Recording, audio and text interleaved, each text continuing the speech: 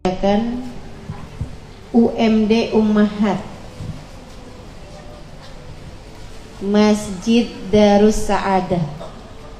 UMD apa ya singkatannya? Pokoknya UMD deh ya. Di bawah pimpinan Ibu Made kita doakan semoga segenap penyelenggara pada hari ini dimuliakan Allah Subhanahu wa taala. Dipanjangkan umurnya, disehatkan badannya, dimudahkan urusannya, dibahagiakan hidupnya, diberkahi dunia akhiratnya. Para ustazah, para pimpinan pondok pesantren, para pimpinan majelis ta'lim, juga semua yang hadir di majelis ini, baik ibu-ibu, kakak-kakak, adik-adik, anak-anak, nenek-nenek, janda-janda, yang semoga semuanya dirahmati dan dicintai Allah Subhanahu wa taala, disayangi dan disyafaati Nabi besar Muhammad.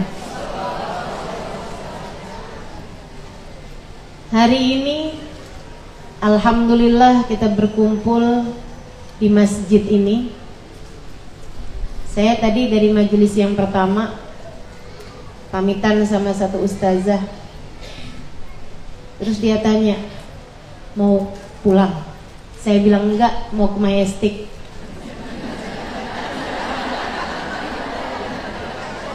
Mau ke pasar ustazah? Iya. Ini benar pasar Majestic kan? Mau belanja? Bukan. Itu yang bukan ya. Kita mau ngaji. Mudah-mudahan jadi saksi. Jadi kalau pas lewatin Majestic yang diingat bukan cuman bahan. Yang diingat bukan cuman kain, tapi ingat juga, wah pernah ngaji di sini nih. Lihat pasar Majestic ingat saya. Insyaallah. Lihat pasar Majestic ingat surga. Karena kita kajian siang hari ini membahas bersegeralah menuju surga. Wasari'u ila maghfiratin min rabbikum wa jannatin arduhas samawati wal ard uiddat lil muttaqin. Kata Allah dalam Al-Quran surat Ali Imran ayat 133. Wasari'u ila maghfiratin min rabbikum, bersegeralah kalian menuju ampunan Allah Subhanahu wa taala. Wa jannatin, bersegeralah kalian juga menuju surga. Arduhas samawati wal ard, luasnya seluas langit dan bumi. Uiddat lil muttaqin, dipersiapkan untuk hamba-hamba yang bertakwa.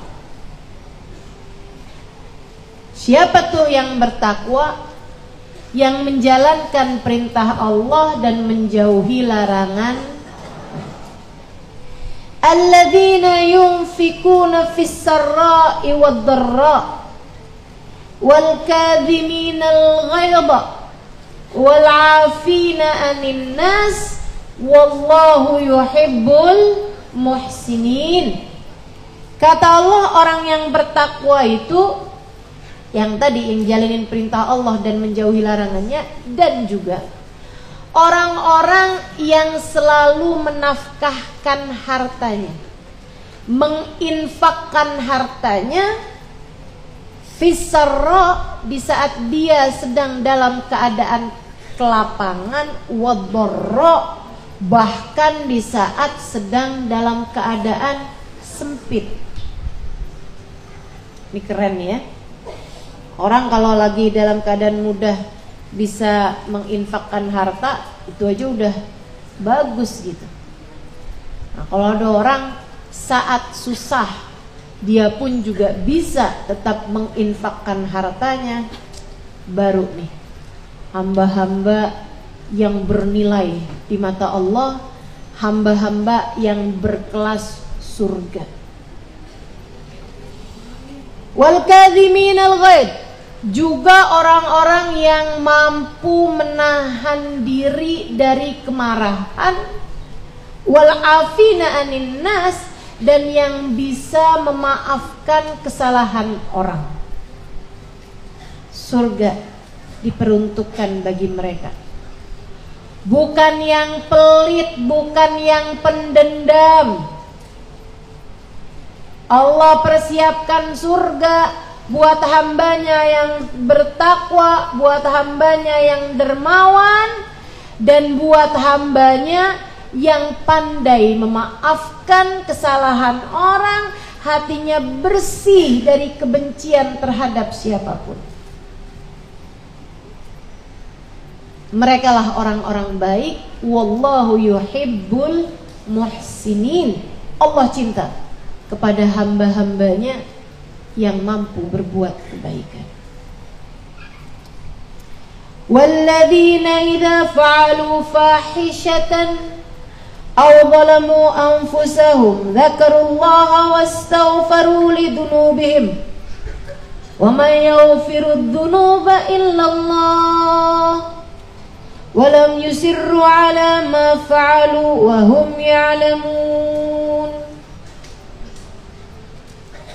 Dan mereka yang bertakwa ini, yang surga dipersiapkan baginya, kriterianya belum selesai nih kata Allah. Ada lagi. Siapa mereka ya Allah? 1, takwa. 2, dermawan. 3, pandai memaafkan, pemaaf. Yang keempat kata Allah, walladzina idza fa'alu fahishatan dzakarullah. Orang-orang yang apabila mengerjakan keburukan, apabila mengerjakan perbuatan dosa, mereka ingat kepada Allah. Mereka ingat kepada Allah. Fastaghfaru lidunubihim, dan mereka pun mohon ampun kepada Allah atas dosa-dosa mereka. Wa may yaghfirud dzunuba illallah, sebab tak ada yang mampu memaafkan dosa selain Allah. Walam yusirru ala ma fa'alu wa hum ya'lamun. Kriteria yang berikutnya, selain selalu bertaubat dan meminta ampun kepada Allah, adalah orang-orang yang tidak berketerusan mengerjakan perbuatan-perbuatan dosa. Tuh, 5 kriterianya. Ini tema saya yang buat, ya. Kadang-kadang ada majelis yang saya dimintain tema. Ustadzah zaman sekarang menerima pesanan. Tapi yang ini enggak nih. Yang ini saya yang bikin. Kenapa gitu? Karena kita berada di bulan Rajab. Kita pengen jadi orang-orang yang bersegera, bergegas, buru-buru, cepet-cepetan. Bukan mau cepet-cepetan jalan-jalan, bukan mau cepet-cepetan pergi ke pasar, akan tetapi bersegera menuju surga Allah Subhanahu wa ta'ala, bersegera menuju ampunan dari Allah Subhanahu wa ta'ala, bersegera menuju keridhaan Allah Subhanahu wa ta'ala. Kenapa mesti buru-buru? Karena takut nggak keburu, teman-teman. Takut nggak keburu.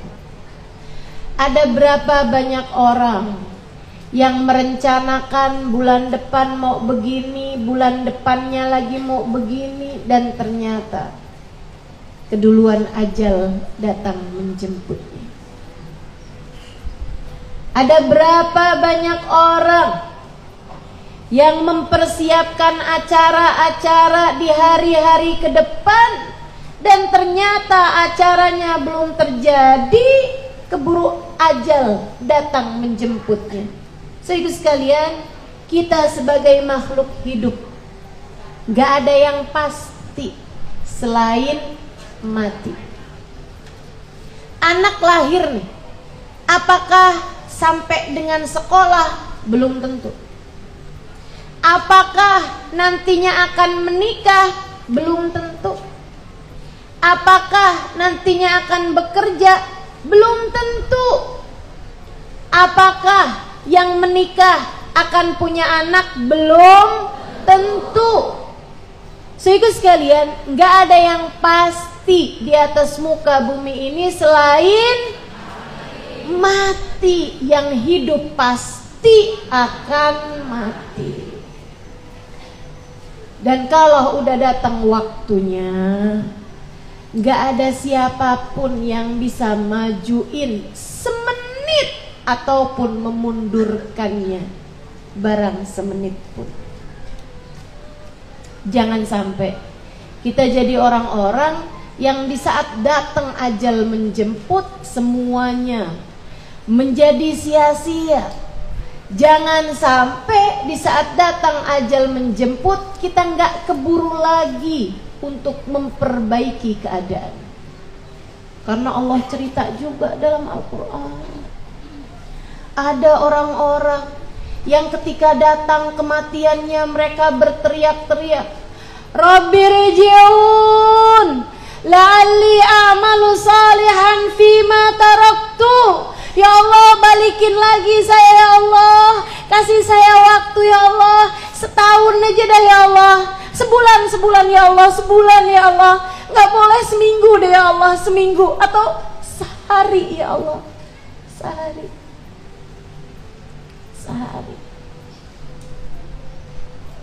Gak boleh juga ya Allah, sejam deh ya Allah, sejam ya Allah. Kembalikan saya kembali 1 jam. La'alli a'malu salihan fima taraktu. Saya akan segera mengerjakan kebaikan yang selama ini saya tinggalkan. Ya Allah, kasih saya waktu ya Allah. Saya mau sholat, saya mau taubat, saya mau istighfar, saya mau sedekah, saya mau hadir majlis, saya mau sholawatan, saya mau minta maaf sama orang-orang yang pernah saya zalimi. Saya minta maaf sama suami, saya mau minta maaf orang tua, saya mau minta maaf sama anak-anak saya mau minta maaf sama orang-orang yang pernah saya berbuat salah padanya. Sisakan waktunya ya Allah. Allah bilang kalla, udah gak bisa lagi. Wa min waraihim barzakhun ila yaumi yub'atsun. Sekarang waktunya untuk kamu hidup di alam barzakh sampai menunggu datangnya hari kiamat. Udah gak bisa lagi berbuat kebaikan. Sekarang waktunya, mumpung kita masih ada di atas muka bumi, mumpung hayat masih di kandung badan, nyawa masih belum dicabut dari ubun-ubunnya, selagi masih ada kesempatan untukmu berbuat kebaikan, jangan tunda waktu. Yuk bersegera menuju surga. Yuk bersegera menuju ampunan Allah Ta'ala. Yuk bersegera menuju keridhoannya. Saudaraku sekalian yang saya muliakan, gimana caranya Ustazah? Ini bulan ini, bulan Rejab teman-teman. Tanpa kamu sadari, udah berlalu banyak hari dari bulan Rajab. Ampunan Allah turunkan banyak sekali di bulan ini. Nabi sampai menyebutnya dengan Syahrul Rajabil Asab, bulan Rajab yang dituangkan ampunan dari Allah Subhanahu wa taala. Bulan Rajab yang banjir ampunan dari Allah Subhanahu wa taala. Saudara sekalian yang saya muliakan, jangan sampai nih berlalu hari demi hari, hari demi hari, hari demi hari, dan kamu belum mendapatkan barang setetes dari ampunan itu. Jangan sampai berlalu hari demi hari, hari demi hari, dan kamu tidak mendapatkan ampunan demi ampunan tersebut. Khawatir yang ada adalah penyesalan ketika jasad kemudian sungguh-sungguh berada dalam kuburan.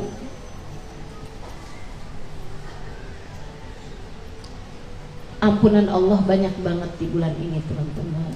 Yuk pelan-pelan kita datangi. Apa Ustazah syaratnya? Tuh yang tadi disebutin. Yang tadi disebutin dalam ayat yang tadi saya bacain. Yang pertama, takwa. Dah, jangan ada pilihan sama perintah Allah untuk kamu kerjakan. Jangan kasih pilih hatimu itu. Datang waktu duhur, enaknya sholat gak ya? Jangan kasih pilihan. Haram tinggalin, wajib kerjain. Dah itu. Jangan dikasih pilihan teman-teman. Sebab hawa nafsu nih kalau dikasih pilihan, jangankan buat ninggalin, buat nunda aja. Akhirnya kalau ditunda-tunda jadi diremehkan, akhirnya jadi ditinggalkan. Enaknya sholat sekarang apa nanti ya? Nah tuh. Itu kalau udah yang yaudah ntar aja dah, masih panjang kok waktunya. Seringnya isya nih, pulang dari pasar kena macet di tengah jalan. Jalannya sih udah bener tuh habis maghrib, udah sholat maghribnya, nyampe di rumah capek banget gitu kan. Kayak nggak apa-apa deh, tidur dulu deh. Pas bangun-bangun azan.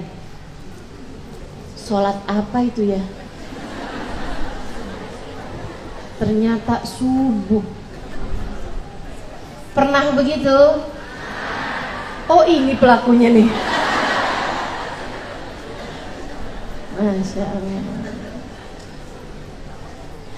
Diperintah Allah kerjain. Jangan kasih pilihan. Apalagi sholat. Silah bainana wa bain rabbina. Sholat itu adalah tali yang menghubungkan kita dengan Allah Subhanahu wa ta'ala.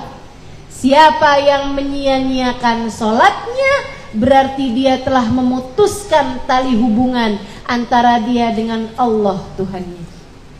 Makanya saya sering bilang sama adik-adik jomblo nih yang belum nikah, walaupun alhamdulillah yang di pengajian nih jomblo happy ya. Kalau yang suka curhat di media sosial tuh kebanyakan Jones, jomblo ngenes. Sedikit sekalian yang saya muliakan, saya sering bilang nih sama adik-adik nih, dan juga ibu-ibu juga yang pada punya anak gadis, jangan mau sama laki-laki yang gak sholat ya. Jangan mau nikah sama laki-laki yang gak sholat. Ustazah, nikah nggak boleh, kalau pacaran boleh gak? Ya apalagi ya. Jangan mau menikah dengan laki-laki yang gak salat. Kenapa? Allah aja dia tinggalin, apalagi kamu.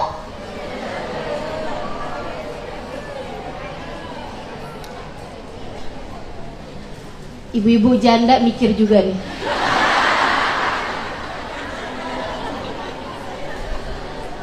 Jangan.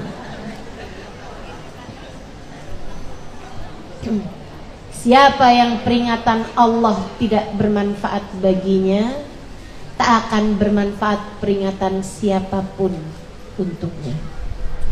Tapi dia cinta setengah mati sama saya ustazah. Ya sekarang liatin kau udah kawin, cintanya hilang, tinggal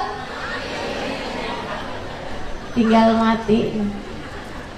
Itu cinta yang begitu modelannya cinta monyet tuh bu. Kalau udah cintanya hilang, tinggal udah tuh. Yang ada sumpah serapah, dasar monyet lo. Nah lo, Masya Allah.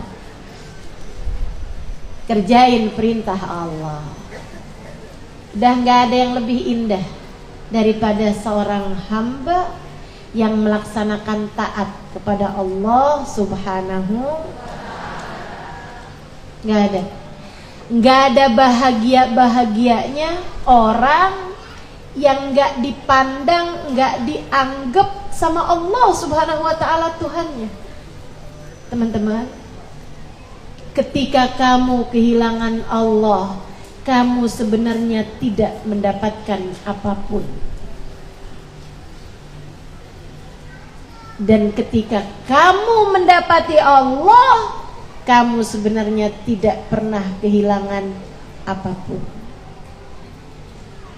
Nih, gara-gara ngurusin urusan toko, ya, ini kan ngomongnya di pasar nih, jadi nggak boleh jauh-jauh dari urusan perdagangan.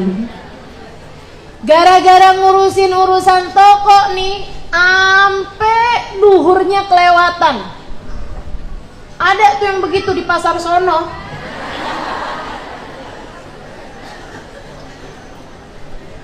Soalnya dia bilang, soalnya lagi laku banget nih. Nanti kalau saya tinggalin tokonya, nanti saya kehilangan keuntungan saya. Nggak ada. Kamu ninggalin Allah, kamu sedang kehilangan apapun.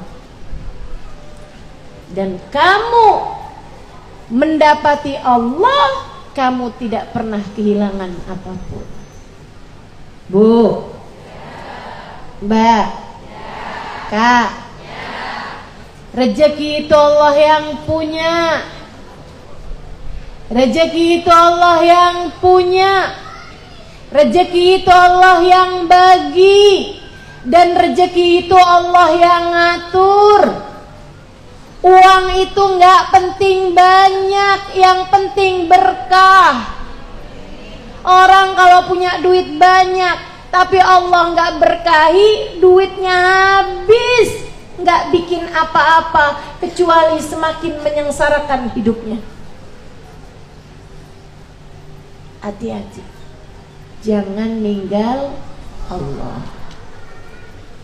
Saya ingat sampai sekarang nih, nasihat abah saya waktu saya kecil. Biar gini saya pernah kecil loh.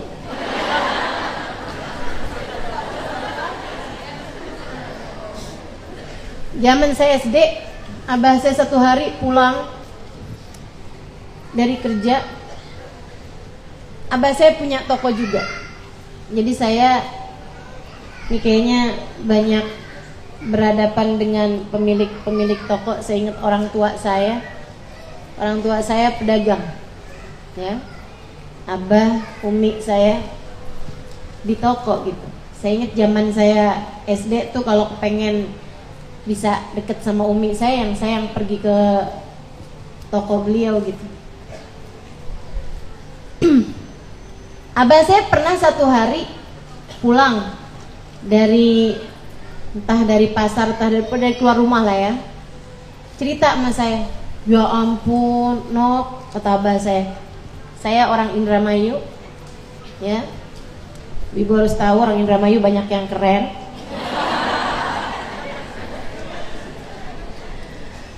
Sehingga sekalian, abah saya bilang kan panggilan abah, panggilan orang tua ke anak-anak tuh.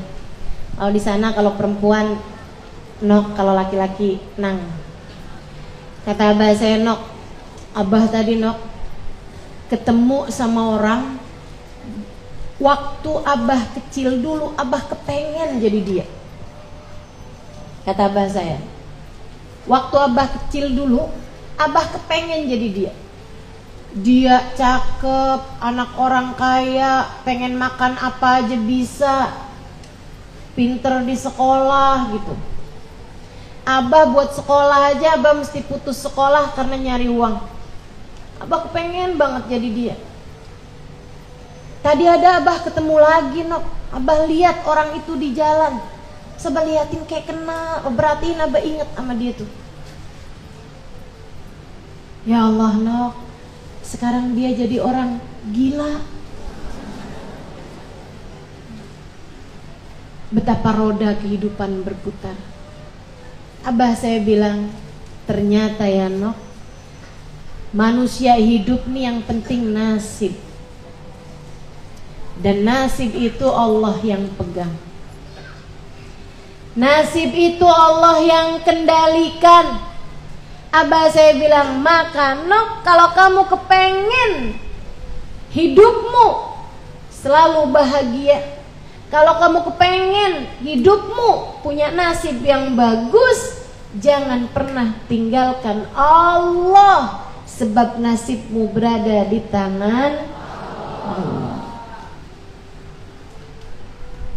Jangan tinggal Allah, jangan tinggal sholat. Insya Allah. Niat dari sekarang, gak akan ada lagi sholat yang saya tinggalkan mulai saat ini. Niat, ya. Apalagi mengingat sholat itu difardukannya malam Isra Mi'raj di bulan Rajab yang seperti ini. Semoga Allah jadikan kita semua mampu menjaga sholat-sholat kita. Jadi sekalian saya muliakan, cara sholat nih ya. Saya ingat Hubabah Zahra, ibunda dari guru saya. Saya punya guru Habib Umar bin Hafid, Sayyidil Habib Umar bin Hafid, di kota Tarim, Hadramaut, Yaman. Ibu-ibu pernah ke sana? Belum ya? Ibu-ibu tahu itu di mana? Sebelah kanannya Citayam. Ibu kalau jalan lurus tuh dari Citayam tuh nyampe tuh Yaman.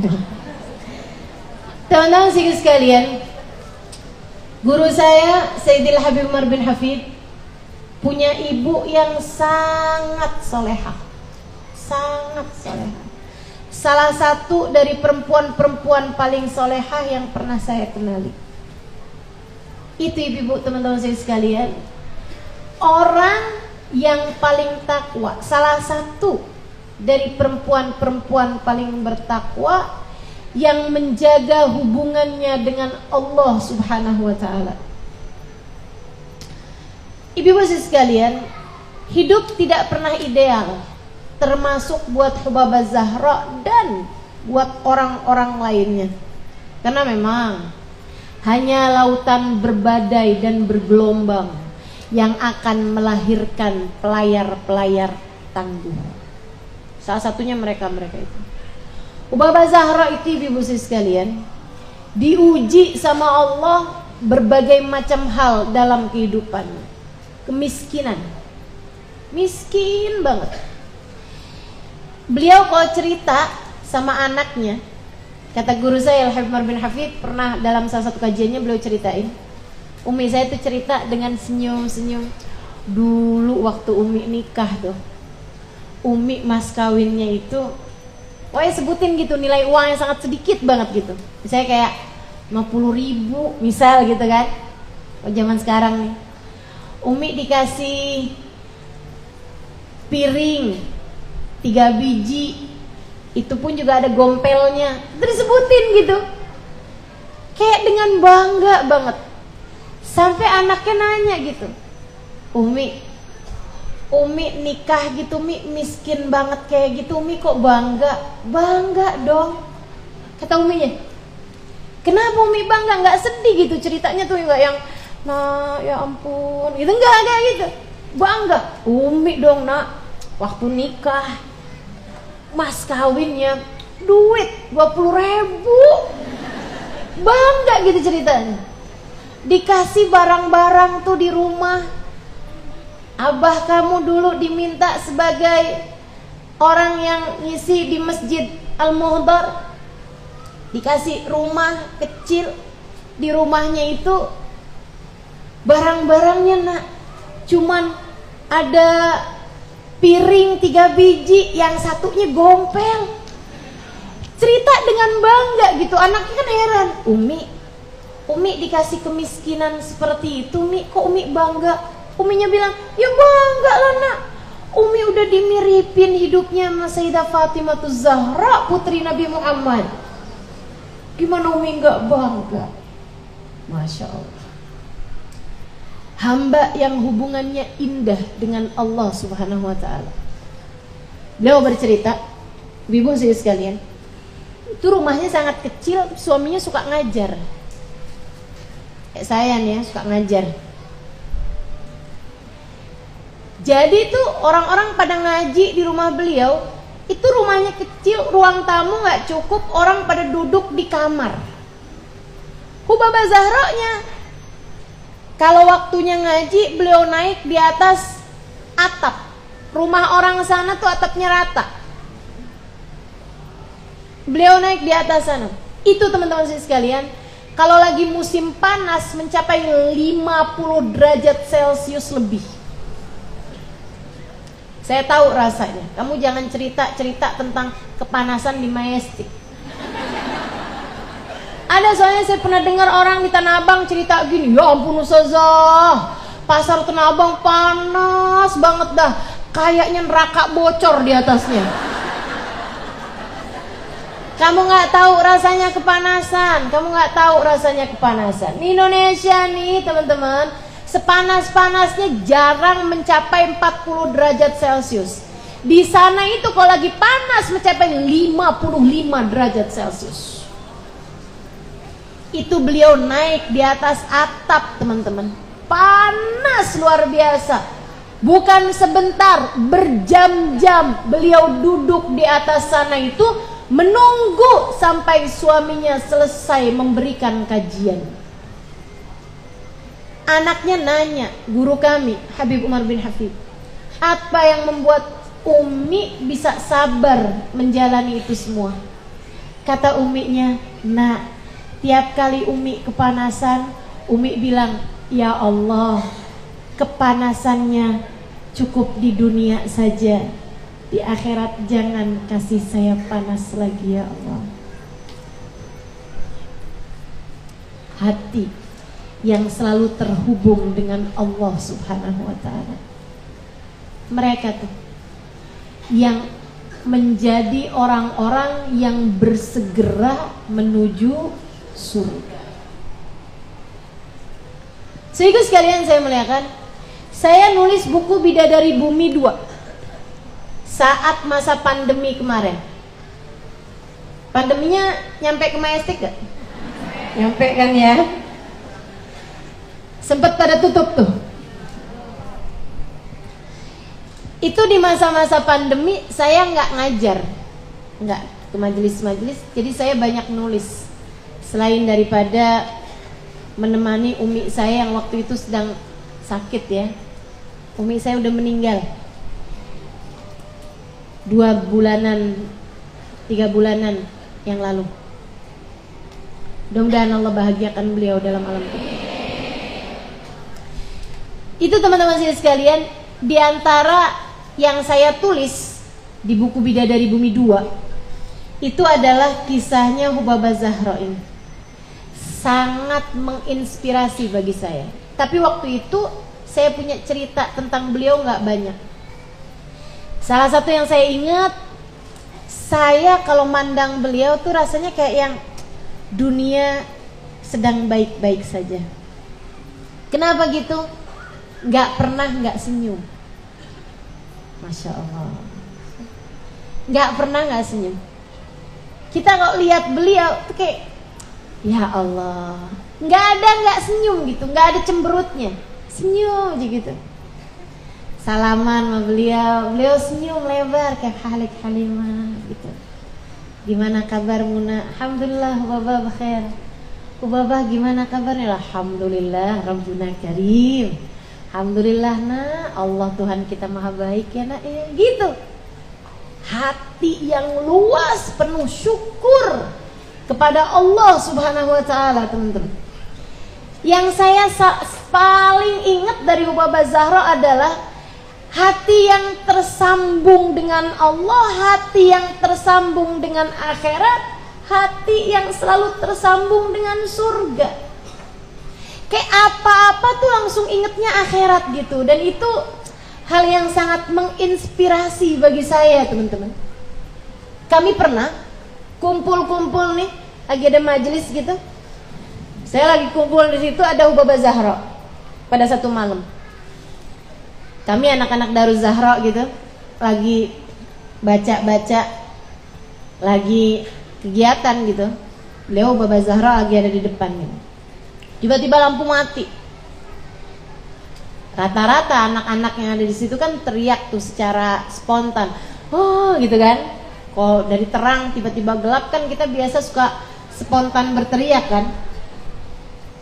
Semuanya tuh suaranya sama, oh gitu teriak. Kecuali Ubabah Zahra. Ubabah Zahra begitu dep mati, langsung beliau berteriak dengan doa, Allahumma nawwir kuburana ya Rabb, ya Allah terangkanlah kubur kami ya Allah. Ya Allah terangkan kubur kami. Jangan biarkan kami berada dalam kegelapan dimanapun saja kami berada. Hati yang selalu tersambung dengan. Yang saya mau ceritakan tentang urusan sholat Ubabah Zahra, sehingga sekalian, waktu saya nulis Bidadari Bumi itu, referensi saya nggak banyak. Jadi saya menulis surat kepada cucunya, minta diceritakan tentang Ubabah Zahra. Cucunya kemudian membalas dengan ngirimin file panjang tentang cerita yang diceritakan oleh tante-tantenya, bibi-bibinya yang adalah putri-putrinya Ubabah Zahra. Jadi ceritanya akurat ya, diceritakan langsung oleh putri-putrinya. Kan yang paling tahu kita biasanya keluarga kita, ya kan? Teman-teman mau cari tahu tentang Halimah Al-Idrus, ya kalau nanyanya sama yang biasa hadir-hadir di majelis, bagus-bagus semua dah ceritanya. Kalau mau tahu aslinya ya nanyanya sama keluarga. Tapi tenang, keluarga juga udah saya bayar. Udah saya suap. Sedikit sekalian yang saya muliakan, yang paling tahu kan putri-putrinya. Nah putri-putrinya nih cerita. Mereka bilang, saya, ada salah satu putrinya bercerita, dia bilang, kami mengalami masa berat kehidupan. Apa tuh masa beratnya? Ujian besar di mana suami Ubabah Zahra, Habib Muhammad bin Salim bin Hafid, diculik. Dan sampai sekarang nggak pernah ketahuan kuburnya ada di mana.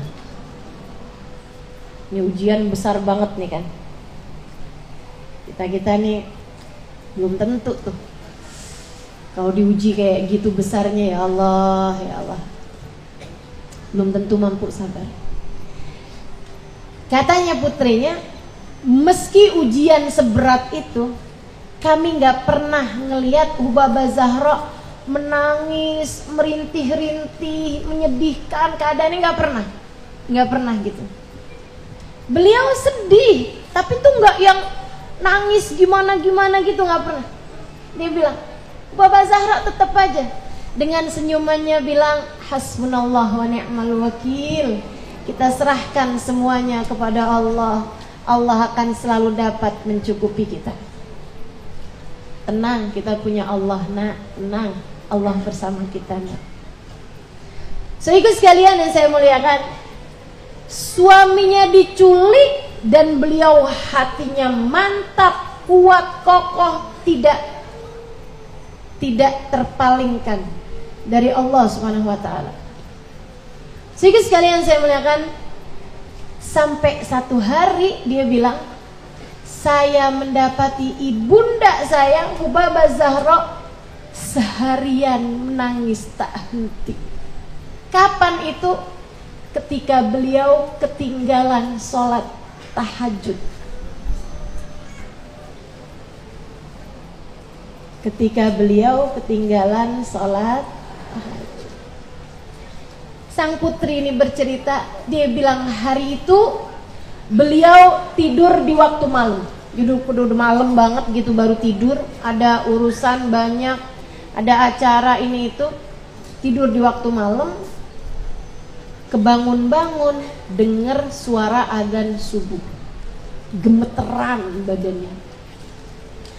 Beliau kebangun dalam keadaan gemeteran. Kemudian beliau bilang, adzan al-fajr, itu adzan tuh, itu adzan subuh. Astagfirullah, ma gumtul laila, malam ini saya nggak bangun. Astagfirullah, maafin saya ya Allah, maafin Zahra ya Allah, maafin Zahra ya Allah. Dia bilang nyaris nggak bisa bangun dari tempat tidurnya karena gemeteran kakinya. Sepanjang hari itu beliau menangis tak henti, seraya mengatakan, samihni ya Rabb, magumtul laila, samihni ya Rabb, maafin saya ya Allah, saya nggak bangun tadi malam. Maafin saya ya Allah. Enggak ya Allah, bukan karena saya meninggalkanmu ya Allah. Maafin saya ya Allah. Jangan lagi-lagi ya Allah, saya nggak lagi-lagi ya Allah. Nggak bangun di waktu malam. Maafin saya ya Allah, maafin saya ya Allah. Hanya karena nggak bangun tahajud. Bukan kesiangan sholat subuh, bukan tertinggal sholat duhur, bukan ketiduran sepertimu tadi, ketiduran di waktu isya dan bangun waktu subuh, bukan.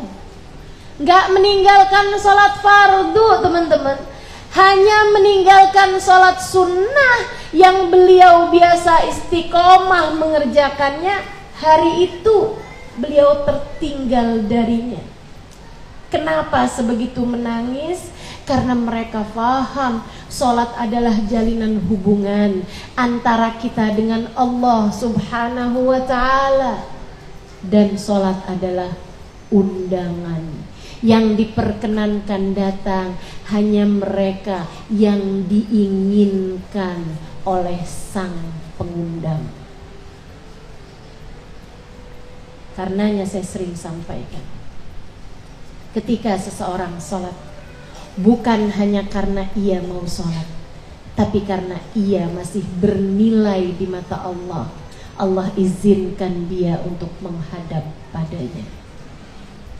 Dan ketika seseorang tidak sholat, ketika seseorang meninggalkan sholat, bukan hanya karena dia tidak mau sholat, akan tetapi karena dia tak lagi berharga di mata Allah, sehingga Allah tidak mengizinkan dia untuk menghadap kepadanya.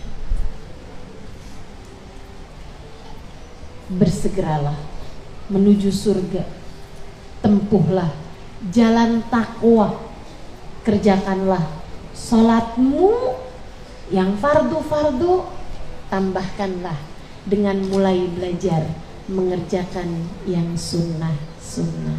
Insya jadi hamba yang bertakwa. Terus alladzina yunfikuna fis sarra'i wad dharra, hamba-hamba yang bertakwa atau calon-calon penghuni surga adalah mereka yang selalu menginfakkan hartanya teman-teman, kamu punya uang. Kalau kamu pengen jadikan uangmu kekal, kamu punya harta, itu adalah dunia yang fana. Ia bisa rusak, ia bisa hilang, ia bisa habis. Kalau kamu kepengen menjadikan uangmu, hartamu sebagai sesuatu yang kekal, sebagai milikmu yang abadi, letakkanlah di tangan Allah. Nafkahkan, sedekahkan di jalan Allah Subhanahu wa taala, maka ia akan menjadi milikmu yang sesungguhnya. Makanya orang pelit tuh orang yang pelit sama dirinya sendiri. Dia nggak pelit sama orang lain, teman-teman. Orang kalau lagi pelit sama orang lain, itu sejatinya dia nggak lagi pelit sama orang lain, tapi lagi pelit sama diri sendiri. Karena itu justru yang akan menjadi nilaimu di masa yang akan datang. Sedekah, sedekah. Jangan pernah lupa sedekah. Makanya ada orang nih, tiap belanja ke pasar, tiap belanja ke toko gitu, selalu aja belanjaannya tuh dibagi dua. Beli beras, Pak, 10 kilo, 5 kilo, 5 kilo ya. Beli gula pasir 2 kilo, sekilo ya. Beli tepung 2 kilo, sekilo ya. Semuanya dijadiin setengah-setengahan gitu. Yang penjualnya tuh udah lama-kelamaan dia aneh juga. Nih orang pasti udah kayak gitu. Jangan-jangan istrinya 2 nih. Tanyain, kok jadi 2 Pak? Ada 2 keluarga ya? Enggak, katanya. Kok jadi 2 semuanya? Serba sama-sama jadi 2, kenapa? Ini kepo juga ya. Fudul kata orang Arab nih ya. Pengen tahu urusan orang. Tapi ada bagusnya sih, jadi kita jadi tahu. Beliau nih orang soleh. Beliau bilang, yang satu buat dunia saya, yang satu buat akhirat saya Pak.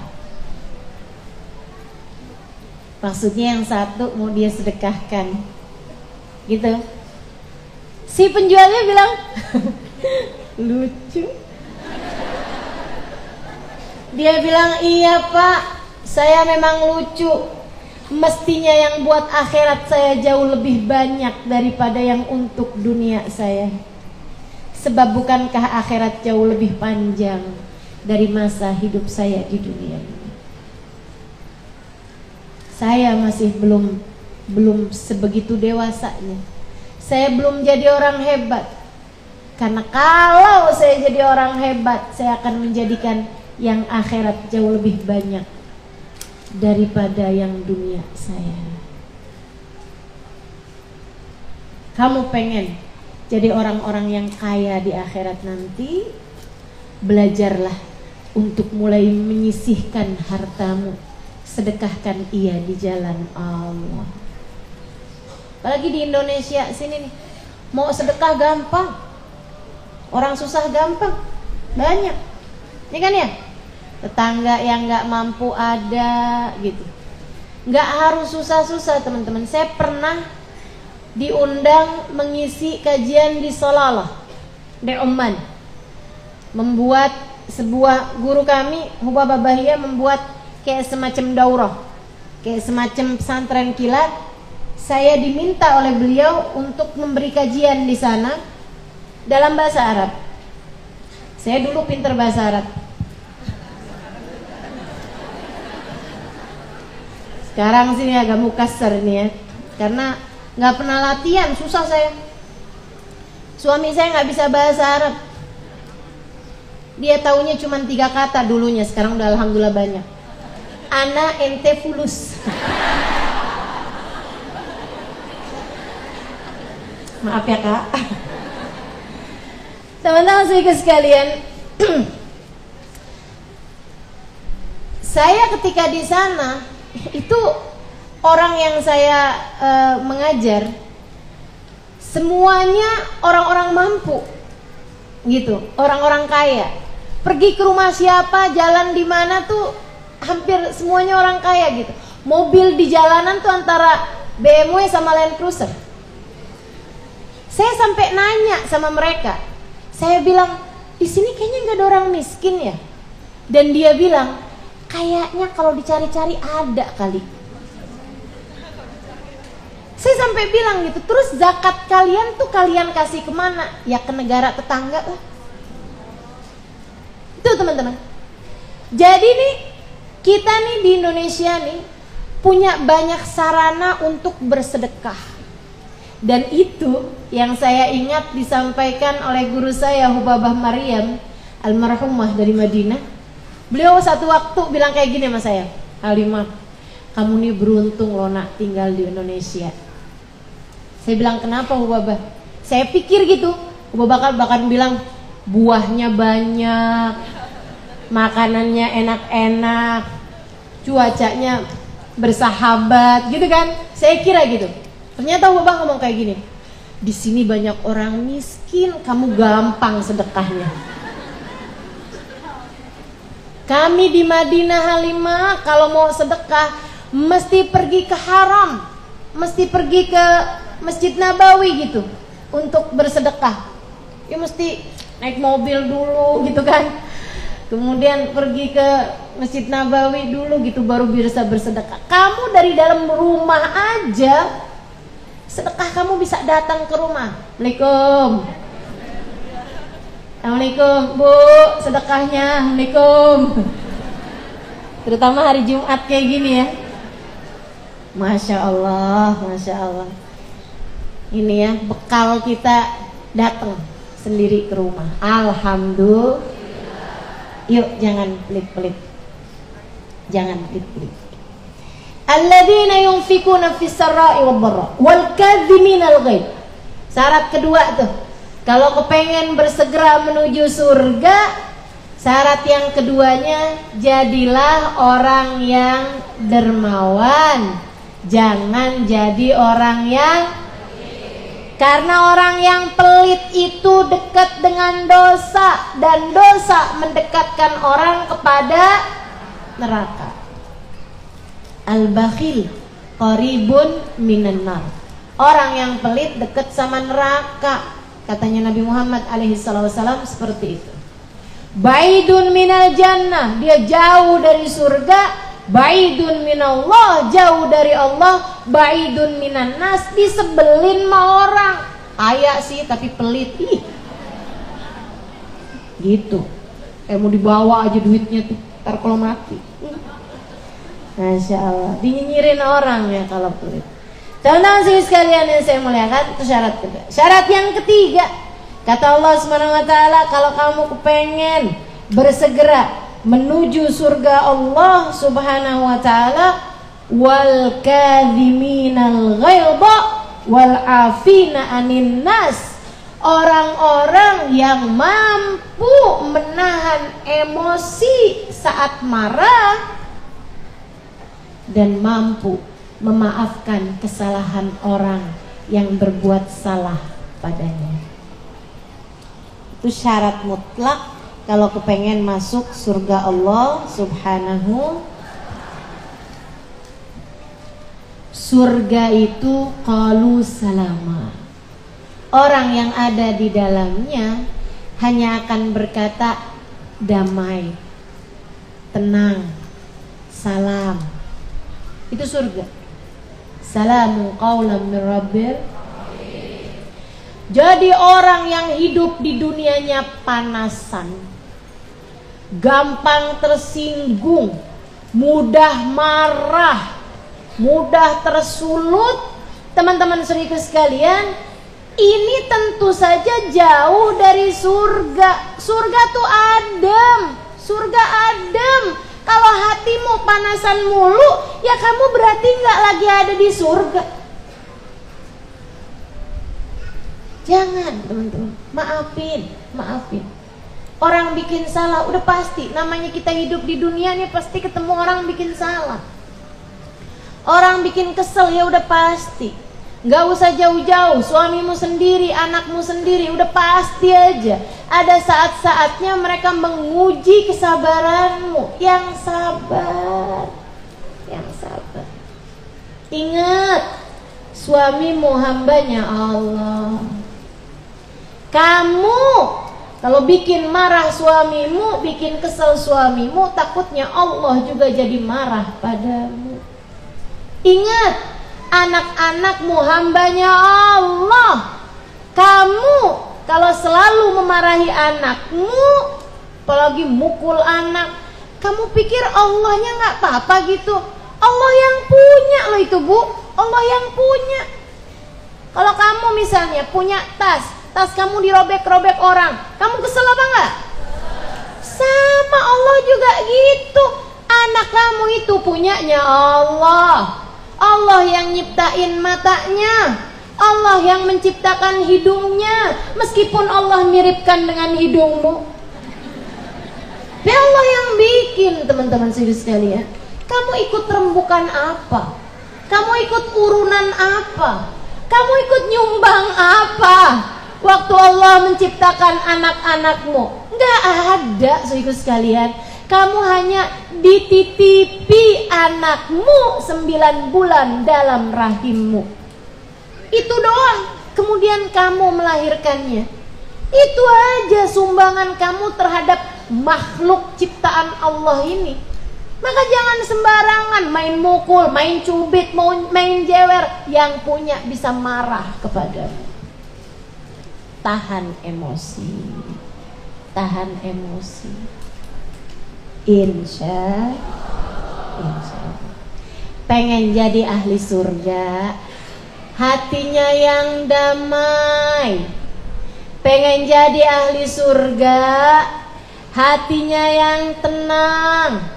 Pengen jadi ahli surga, jangan taruh dendam dalam hati. Pengen jadi ahli surga, maafkan siapapun yang pernah berbuat salah padamu, karena hakikatnya tidak ada yang dapat terjadi kecuali dari Allah, kecuali dengan izin Allah. Teman-teman sekalian, ada nih, kita kajiannya sampai 10 menit ke depannya. Saudara sekalian yang saya muliakan, ada satu orang namanya Sayyidina Musa Al-Kadhim. Beliau adalah putra dari Sayyidina Ja'far As-Sadiq. Ja'far As-Sadiq putra dari Sayyidina Muhammad Al-Baqir. Muhammad Al-Baqir putra dari Sayyidina Ali Zainal Abidin. Ali Zainal Abidin putra dari Sayyidina Husain, yang adalah putra dari Sayyidah Fatimah, yang adalah putri dari baginda kita Nabi besar Muhammad. Saudara sekalian, Sayyidina Musa nih, beliau satu hari, bayangin momen ini teman-teman, bayangin momen ini, untuk kamu bisa tahu betapa sebenarnya hati kita ini belum layak-layak amat buat surga. Yang layak buat surga nih, yang kayak beliau nih. Beliau waktu itu punya anak bayi merangkang, umur 8 bulan. Anak lagi merangkang 8 bulan, 9 bulan. Saudara sekalian, satu waktu beliau punya budak belian, yang keinginan yang tertinggi seorang budak adalah dimerdekakan oleh tuannya. Hadiah tertinggi yang bisa diberikan seseorang bagi seorang budak adalah mendapatkan kemerdekaan dirinya. Satu hari si budak ini teman-teman bawa kuah panas lewat tengah rumah, yang memang kayak lagi ada acara atau apa gitu ya. Beliau bawa kuah panas nih dari satu ruangan ke ruangan yang lain. Lagi bawah kuah panas itu teman-teman, beliau nggak lihat ada anak majikannya yang sedang mainan di bawah. Dia pun tersandung, kuahnya tumpah, menumpahi sang anak tersebut yang berteriak kelojotan. Sang majikan keluar melihat dengan matanya sendiri kejadian tersebut, di mana sang anak menggelepar kesakitan untuk kemudian tewas di tempat saat itu juga.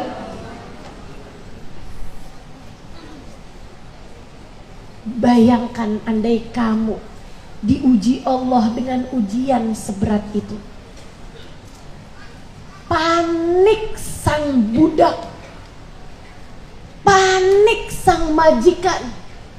Dan saat itulah sang budak membacakan firman Allah Ta'ala di ayat ini. Katanya sang budak,